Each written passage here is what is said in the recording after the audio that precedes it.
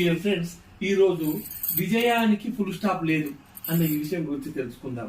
భయంకరమైన పక్షవాతం స్ట్రోక్ వచ్చేసి జీన్ డామ్నిక్ అనే వ్యక్తి ఎడమ కన్ను తప్ప మిగతా శరీరం అంతా అచేతనమై పడి ఉంటుందన్నమాట.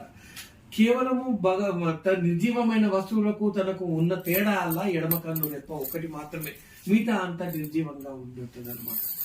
అప్పుడు అతను తన అసిస్టెంట్ సహాయం తీసుకుని ఒక స్టోరీని వ్రాయాలని అనుకుంటాడనమాట. అసిస్టెంట్ తన భావాలను పసికట్టి ఒక్కొక్క వాక్యం చెప్తా ఉంటే, ఒక్కొక్క పదం చెప్తా ఉంటే సరి అయిన పదం వచ్చినప్పుడల్లా కనురెప్ప అల్లాడించేవాడు. ఆ విధంగా తన కనురెప్పని 20 లక్షల సార్లు అల్లలాడించి తన అసిస్టెంట్ సాయంతో the diving bell and the butterfly అనే నవలను రాస్తాడనమాట. కొన్ని లక్షల కాపీలు అమ్ముడుపోయింది, సినిమాగా వచ్చి కూడా విజయం సాధించింది. కనుక విజయానికి ఫుల్ స్టాప్ అనేదే లేదు. Thank you.